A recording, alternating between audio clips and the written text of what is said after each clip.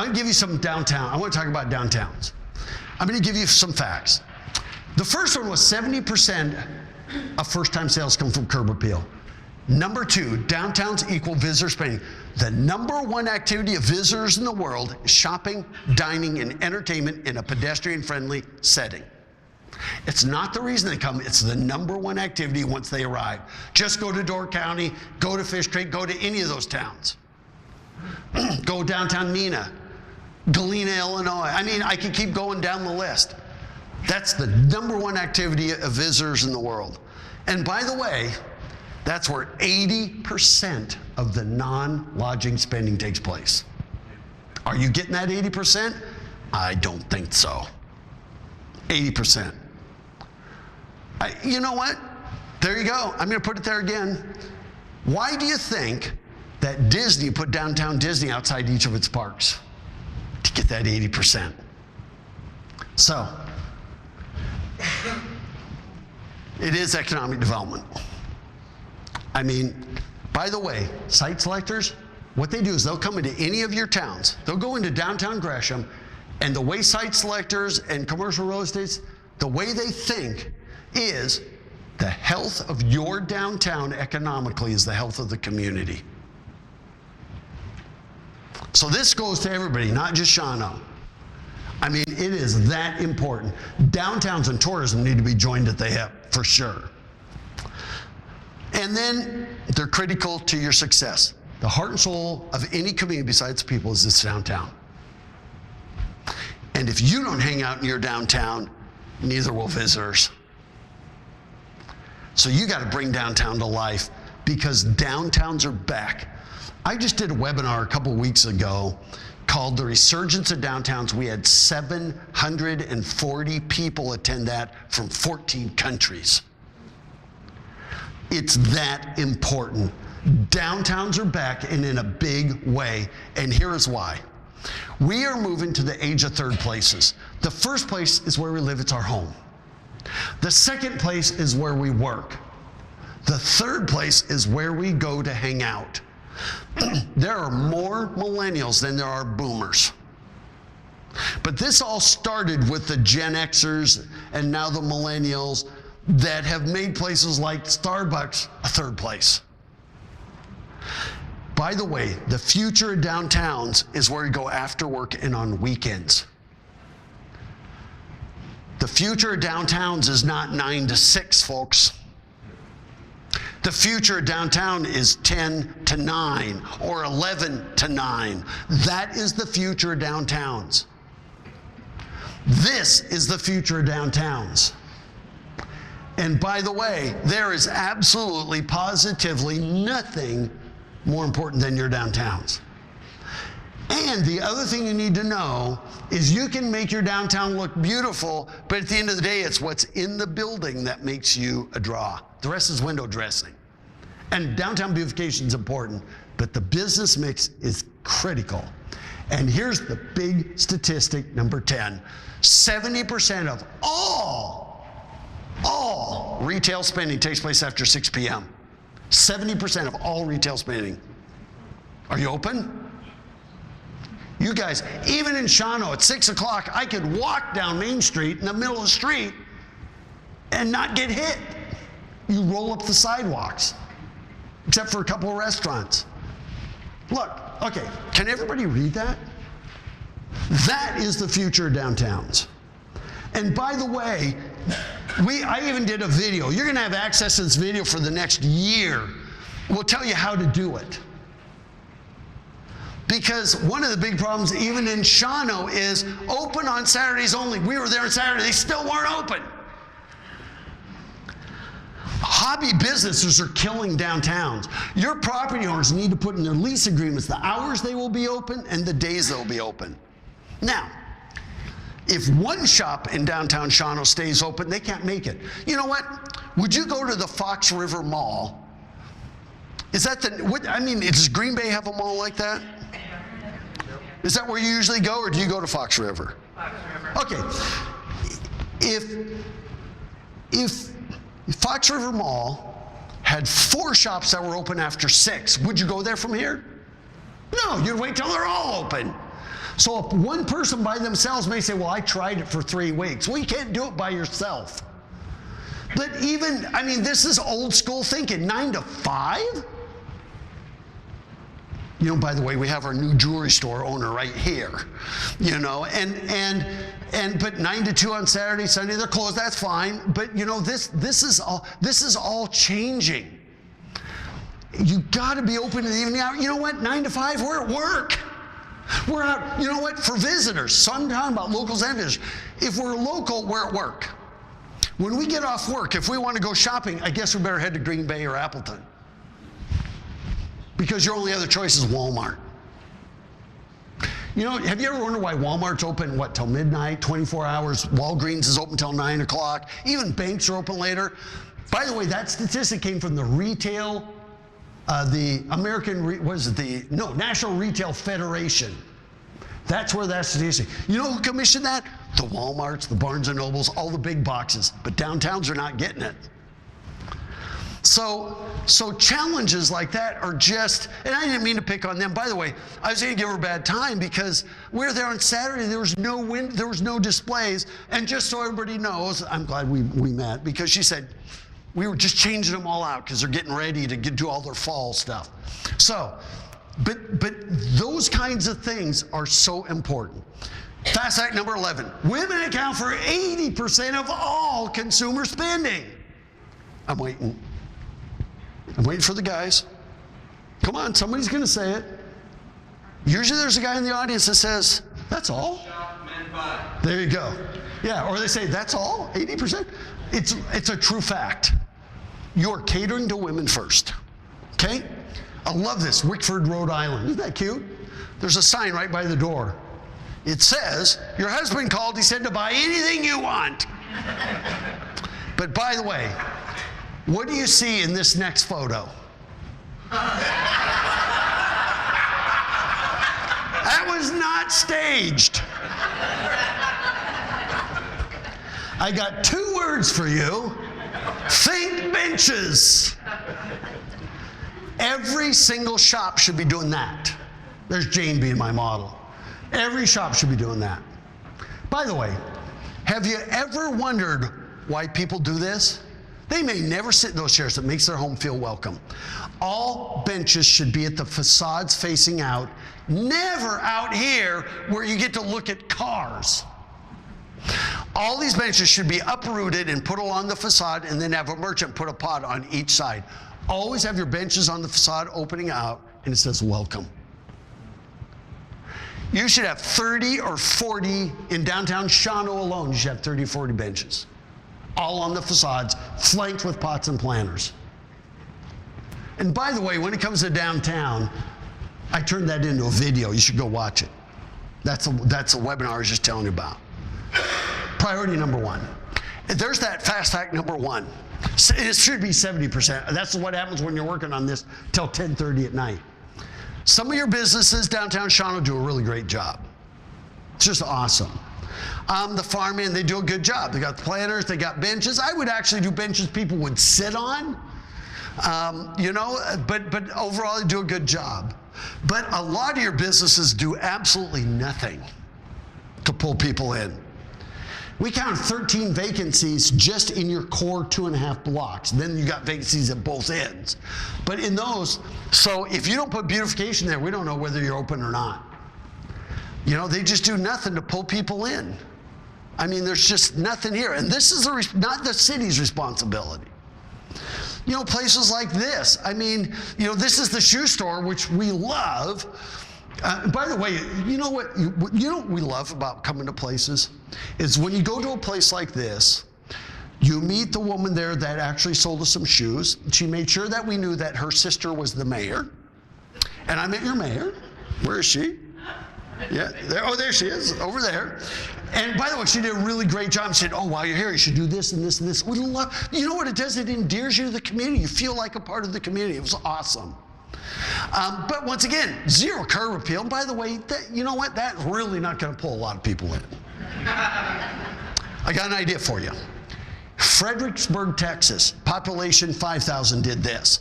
What they did is they created a buying co-op. What they did is one of the merchants said, okay, I'm just going to go try to raise some money. They went down the street and they went down the road and said, I want to go out and buy a whole bunch of pots, so we can beautify our storefronts. Because they need to be like every 3 feet, not one. It needs to be solid, like you saw in Nina. And one person said, well, here's $10, here's $20. Somebody gave them $250. The average was like $40. Then what this person did is they went to a wholesale nursery and said, and they did it like in October, into the growing season. Said, we'll take all the pots you got. They don't have to match. They might have a chip out of them. They might have a hairline crack. We just want them at dirt cheap, way less than your cost. The only thing we require is that they be 21 inches or wider opening. That's it. So they said, okay, so they took whatever money they got, I can't remember, a couple $1,000s, went out there with a flatbed truck, loaded it all up, brought the pots, put them on a side street and said, help yourself. They didn't say, merchant, you only pay $10, you only get one. They just said, everybody help themselves. So this merchant grabbed these, this merchant grabbed these. You can see these look a little different down there. One merchant grabbed those. This lady grabbed these, and then you know what they did? They dumped a dump truck load of soil in the side street and some rock. And they went to high school band, cheerleaders, Boy Scouts, any youth organization that was looking to raise money. They said, would you help us put rock in there, a landscape fabric, and then soil and fill them up? And they paid them a couple $100. And you know what? There was no vandalism because kids protect things they take ownership of. Bingo. Then, during the winter, because it was October, they put pinwheels in them. It made the news because all the pinwheels were just, people were driving an hour and a half just to see the pinwheels. And then in the spring, they planted them. And then some places, they had some pots left over, so they did groupings. Doesn't it make you want to go in? That's what you need to do. And by the way, your merchants need to avoid the garage sale look. Merchants should always extend window displays to exterior spaces. You would never put a clothes rack in your window, so you don't put it in your exterior space. So in this example, I would say that's really good. That's not good. This is really good, where the purses are. But you don't put clothes racks out there. It makes you look like second class. Now, if you're having a garage sale weekend, by all means, go for it. But when we see displays like this, I go, really? Everything's in plastic? How do you even know what you're looking at? Maybe it's to keep dust off of them, but it doesn't really, and I'm not even sure what generations it is. When you see all this, we thought, well, maybe it's secondhand clothing, maybe it's recycled, maybe it's new, maybe it's casual. We don't even know what they're about. But once again, extend window displays to exterior spaces. So that's what you need to do. Okay? See? 15 minutes every morning.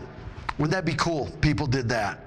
Wouldn't it be cool if your restaurants did that? That's a few $100. Or merchants doing that. Or like this lady, every morning she goes and sets that up. Because when you have a lot of vacancies, we don't know whether you're open or not. Look at the bike shop doing that right here. I mean, it's really cool. I mean, it's very, very simple. If it's not window displays, it's beautification. Right here, this is Old Glory. I wish they'd just add, these are so small, they just kind of get forgotten there. And when you're down a side street, you have to make some noise so that people will see you. But then when you see shops like this, is this place still operating? Yeah. How would I can't tell. Now, I do see an open sign. By the way, we counted more than a dozen places around the county that had open signs and the doors were locked, including some in downtown Shawano. Walk up and so even that we're not sure. Fantastic A-board, sandwich board, whatever you want to call it. I thought that was really well done. Okay, love visitors. Now this was in Laverne, Minnesota. By the way, do you have public restrooms anywhere in your downtown, Shawano? Yeah, see, but that's a big problem. Now, if we're eating in a restaurant, it's probably not a problem. We can go and say, let's go eat there because we got to go. That's fine. But relief visitors spend more. And by the way, for merchants, never more than 4 flyers or posters in a window. Never more than 4. Studies have been done by the National Retail Federation that show when there's more than 4 flyers, people ignore them all. Plus, it kind of junks up your store. So all of these things are ingredients for a great downtown. Now, and by the way, this, even though I showed Shawano, this goes for everybody, even the little towns. And here, if you want your downtown to be a draw all by itself, did you know that there are people that go to Door County for the towns, the Scandinavian shops, and then while they're there, they'll go to the beach and the lighthouses. They're there for the retail. It's fantastic. The rule of critical mass is the 10-10-10 rule. In just 3 lineal blocks, if you want your downtown to be a destination, you only need 3 lineal blocks. I've seen it done in 2. And I'm not talking about square blocks. I'm talking about block. It could be 3 straight blocks. It could be a block this way, this way, this way. It doesn't matter. Just one side, just one. This is what you need. 3 lineal blocks, 10 places that sell food. And they do not have to be sit-down restaurants. A new that sells olive oil and everything, that would be considered a food place. A confectionery, Old Glory. I mean, all of those places. You need 10 of those, okay? And then you need 10 destination retail shops. Antiques, not secondhand stores. You know how many antique stores I go in and everything there is younger than I am. How does that make you feel? But not secondhand. 10 of those. And by the way, you want to know what the third one is? At least 10 of those 20 open after 6. And that is a big problem. Entertainment, theater, performing arts, anything, bars, bistro. And by the way, you know what? Downtowns need to get the mall mentality where they're working together in consistent days and hours. You know, open late into the evening hours. I mean, like businesses grouped together. It's called clustering. You will never go to the Fox River Mall and find a laundromat, a pregnancy clinic, an architect's office. You're not going to find it. They know it has to be like business. You know what? Because downtowns cannot get their acts together, developers are building new downtowns called lifestyle retail centers. They mimic downtowns. The problem is it's not organic, but you won't find a hodgepodge mix of businesses. And you got to have an anchor tenant. That anchor tenant is that one place that you'll go out of your way for. And then a central gathering place. Antique malls. Every one of those little booths in antique malls is a competitor. Yet they do 10 times the business when they're together. Auto malls. Why would Chevy want to be right next to Ford, Subaru, Chrysler? Because they do 7 times the business when they're grouped together. Same with things like food courts. So, in your core blocks, so I'm not talking about down a little bit south or a little bit north. I'm talking about in your core blocks, we counted 13 empty stores between 5th and Presbyterian Streets in downtown Shawano. Including, I think, both of these. Couldn't really tell. I think this one's out. You never know what's in business, what's not. Okay? We assume that this has been closed for years. Look at James, he's going, has it? Yes. Okay. Because some of these dolls are face down, and you're just going, okay.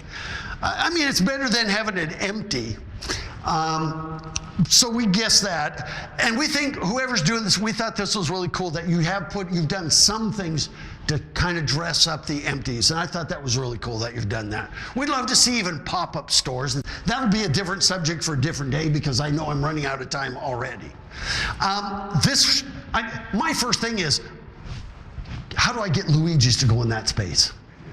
How would I get your ice cream shop? By the way, I ran into the ice cream shop owner because he's having his 50-year reunion this weekend. He says, no way I'm moving downtown. He is downtown, but he's down a few blocks. I'm just trying to get everybody together so that once we get our cars, all the experience is there. Fantastic place for a restaurant.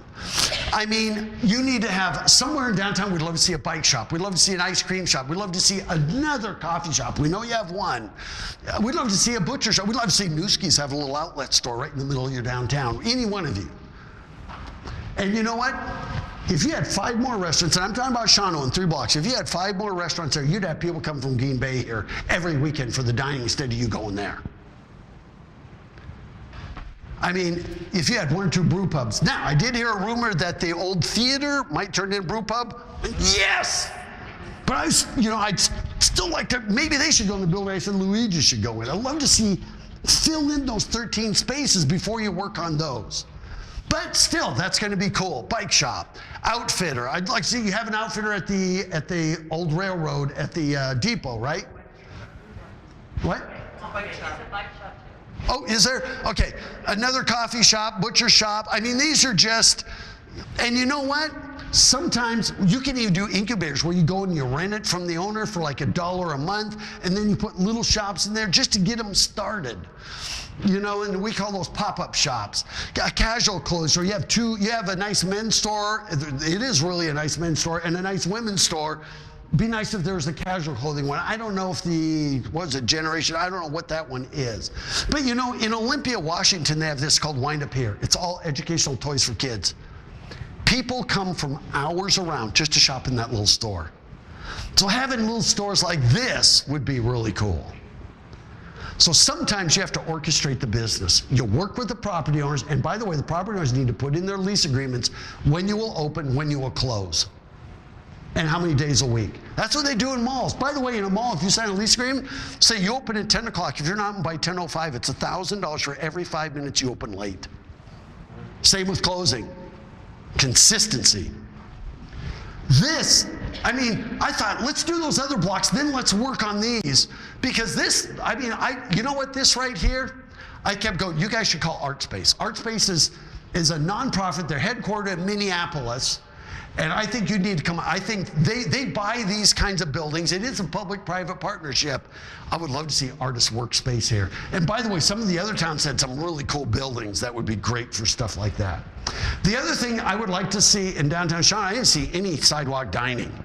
You need to change that. Because this is the coolest dining place in Shawano.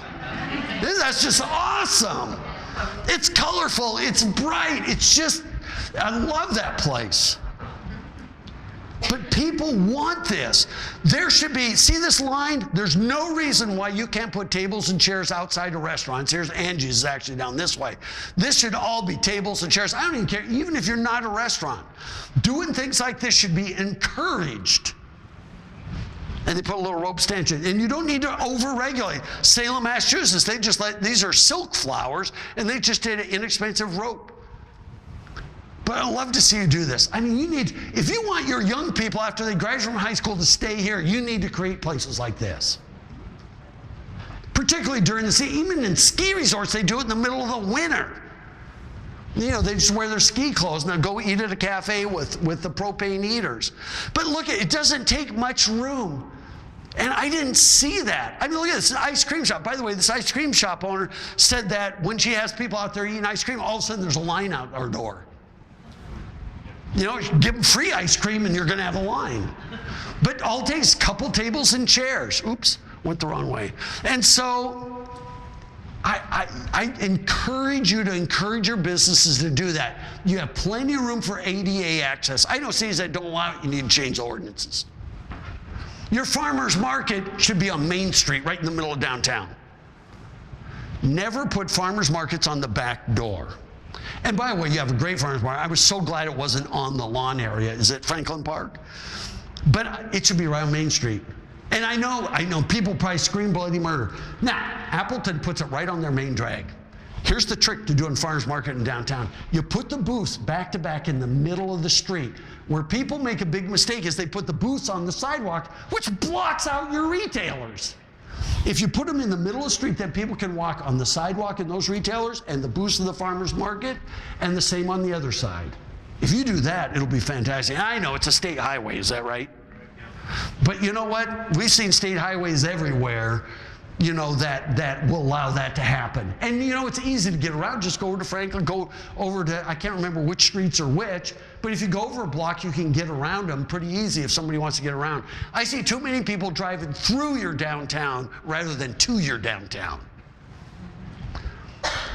I mean, I even thought, why don't you put it right there? I know this is probably private, but I went, you got the sign right here, you got this parking lot. Not one single car was parked in here all of Saturday. And even this shop, this is the auto body or auto supply. I mean, they're open Saturday 8 to 12, but we never saw a car in that parking lot. You do a deal with them. Get it downtown. You know, and by the way, we went to your farmer's market. And we kept going, oh, somebody must be selling we did buy blueberries, by the way, out in Cecil. But all they had here was fruit. Nobody sold any fruit of any kind. Visitors, we're not going to go buy carrots and beets and radishes and everything else, but we will buy those. We didn't see any of those vendors. So, really great. Now, other notes and first impressions, and I have to go fairly fast. So, we did get out to Pine Hills. By the way, we love the Mohican, love this logo. I think that's really cool. Went out there, we saw the golf course. Once again, like the other golf courses, I have no idea whether it's open, whether it's closed, whether there's a restaurant, whether there's anything. There's no information whatsoever. We did see the supper club, but once again, I don't know when it's open, when it operates, if it's just Friday nights, one day a week, no information. If it hadn't rained, we were going to rent boats to get out on the lake, Shawano Lake. But we went here, we didn't know where to go, where to park. I mean, we're just kind of wandering around. And finally, some mechanic came out and said, "Can I help you?" I said, "Well, yeah, I'd like a price list." And he said, "Well, we're all full this weekend, but you know, if you wanted to rent one today or tomorrow," this was like on Thursday, it was pouring rain. But it was really confusing about where to go and where you get your boat, and it just didn't do a very good job helping visitors. We did go out to the county park, which we thought was great. Once again, it'd be nice if it had some hanging baskets, some kind of beautification. You know, it doesn't have much curb appeal. And by the way, we went out to the beach and you see so apparently they take tractors out there to get the sand all done every day, and there's all these tractor tires in there. You can see some of it. But once again, people are having a good time out there. Now, is this other than in Cecil, they have a little RV park. Are those the only two public access points to the lake? No. There's some other beaches? No? There's only beach. There's some other marinas we know. But so those are little things that for a visitor we're a little bit confused about. Things like this, you know what? Would you eat there? All we see is weeds. No, once again, I just want to let you know that we saw way more than what I showed you, and we didn't have time to go through everything. Saw lots of supper clubs. Hard to tell when they're open. We did go to Cecil. They have a nice campground and area there. We would have liked to have seen more. This is what is it, Mountain Bay? Yeah, we would have liked to have seen more things about the trail system, but we really don't know where the information is. And then, even here in Bunduel, this could be sidewalk dining right here for pizza. Put up a couple tables and chairs. There's plenty of room down here. I think it's wide enough for wheelchair and strollers and everything, and it would help people with this trip hazard. But I just thought there's lots of opportunities that you're not taking advantage of. In Bunduel, we thought this was great. They did a really good job. We didn't get a chance to eat there. That's why I didn't rate it.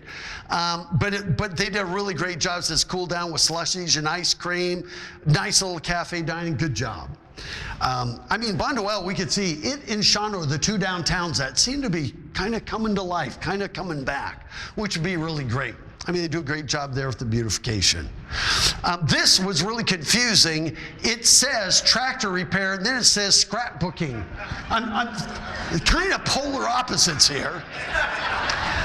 And I'm still trying to figure out, is there scrapbooking in there? Is that what the mechanics do on lunchtime and break? That one cracked me up because, by the way, I love the tractor, the old truck, was a 65 Mustang. I thought this was all cool, but that one there really had us confused. We did go to Miller's, and not everything here is Amish, I guess. But the thing is, we're there in the middle of the day, in the middle of the week, and it was closed. We cannot figure out when is a good time to come in this county and buy stuff. Because we don't know. You're there in the middle of the day and it's closed. Look, there were other shoppers looking in the windows. So, of course, here, you know what? Highway 22 right through town in Shawano? You know what I would call that? provisioning road. You know what you need to do in your marketing? You need to tell people, if you're coming to Shauna Lake, no need to pack anything. You just come out. We can get you a boat, we can get you a kayak, we can rent whatever you want. You can buy it right here, American Marine. We've got Walmart, we've got Walgreens, we've got everything you need, so provision up once you get here. I mean, you know what? If visitors come and spend money in Walmart, that's still money being spent here or in any one of your towns. But I just thought, if you just, Highway 22, we call it Provisioning Boulevard, because this is where you provision up for your time here. This here should still be called Monkey Island. It should be. And the reason is, Sunset Island, yeah, what? If somebody said you got to go see Monkey Island, I'd be going, what the heck's that about? And we got the explanation. There should be willow trees there. The kids would go under in the willow trees. They'd be hanging there like a bunch of monkeys. Number one, it's a historical part, brings you back to the history. And it's fun, and it's captivating, and it's going to get our curiosity. I'd turn it back. Monkey Island. I think it's great. It's a great story. You can imagine it. And by the way, there's lots of rules and regulations. Can you read those? And how many of you have ever gone out there and you say, okay, honey, do you have the reading glasses? And what was it? No person shall operate or... I mean, what's the purpose? It's all rotting anyway. Take it down. I mean, it's like, really? We did see, this is Sturgeon Park, right? Yeah, Sturgeon Park and Dam. Really great. Love the fact we saw a couple out there fishing. I just thought it's just cool little places like that could use a little more explanation. This right here is empty, right? Yeah. What was it? It was a furniture store, and before that it was... We have big plans for you. So this is where I upset the apple cart here, and I better hurry. When it comes to revitalizing a downtown, what comes first? If you can get people in your downtown, any one of you from the other towns too, if you can get people downtown 250 days a year, all your retail spaces will be full. What comes first is people on a consistent basis. People on a consistent basis equals retail. Retail goes where the visitors are. So when I see downtown, I say we do 6 events a year downtown. I say, so how long do the events last? Oh, they last 2 days each, 12 days. If you're a retailer bringing people downtown 12 days a year, is that enough to keep you in business? Absolutely not. 250 days. It does not have to be events. So the merchants will follow. I want to show you one case history. This is Rapid City, South Dakota. Yes, it's a bigger population, but had the same thing. They wanted to increase retail spending there. And in the middle of summer, their downtown was pretty much dead. I mean, this is like in July. There's a couple local kids walking down there. But they put up statues of presidents all over town, Mount Rushmore and everything. Here's John, who's sitting back there, talking to one of his favorites. And, but once you've seen them, once you've gotten your picture taken with your favorite president, what do? Been there, done that. They had this parking lot right on Main Street, 60 spaces, a dead Sears store. I said, I want you to take this 60 spaces and turn it into a plaza. And I don't even care if you make up the parking, because people will walk. By the way, if you lose parking for a plaza or something, and people say, if you do that, you're going to kill my business, here's what you say. Are you telling me your business isn't worth walking a block for? Shut them up, just like that. So, I said, tear down the Sears building. Pigeons were living in it. I get a call from a guy named Ray Hillebrand. He said, Roger, we're not tearing down the Sears building. I just bought it. But I gave the city $2 million to build the new plaza right next to my new building. This is it before. This is it July 8th at 10 a.m. on a Sunday. Packed. Packed.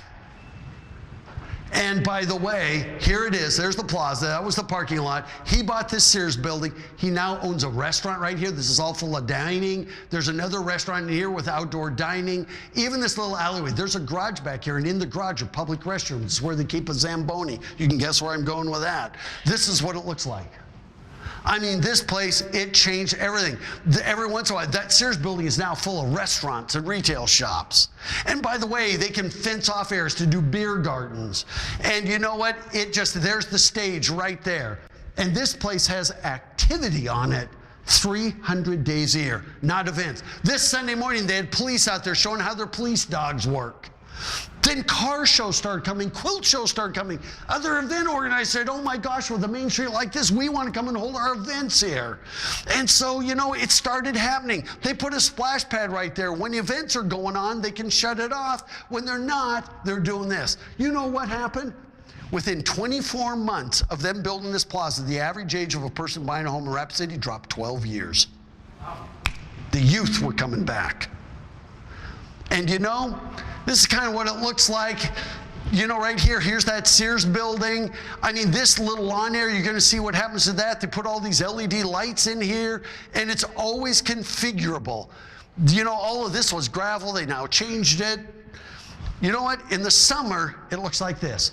This splash pad runs 120 days a year. Wouldn't it be cool if this whole thing was like that? Splash pad? 120 days. There's 120 days worth of activity.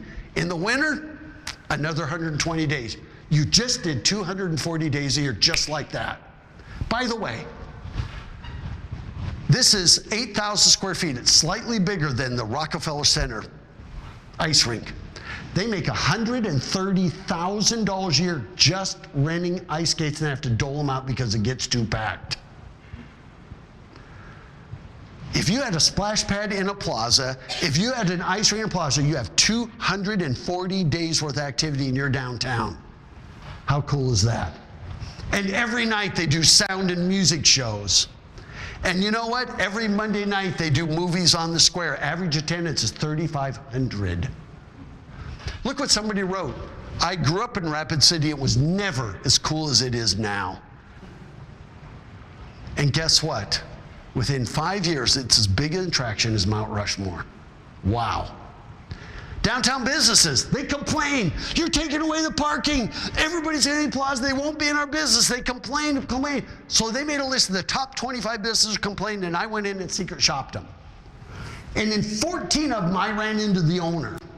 And I would ask, that plaza over there, does that really help your business? I mean, I was trying to be as negative as I could. Every single one of them said, best thing Rapid City has ever done. There are no retail vacancies. There is hardly any turnover of retail. The businesses are now open into the evening hours because the peak hours are 4 to 10 o'clock at night. And retailers continue to break sales records. The average age is population, and it's now a great place to hold conventions, conferences, and other things. It is your central gathering place. It's a year-round activity center. It includes interactive water feature and ice. It's programmed at least 250 days a year. It includes a stage lighting and sound system. I mean, all of these things. And by the way, we think every town. I told Marshfield they need to do one. Wisconsin Dells is already working on theirs. And so this is just another example of a vacant lot in a downtown. Used to be a gas station. It's going to turn into that. So if you could build some kind of a plaza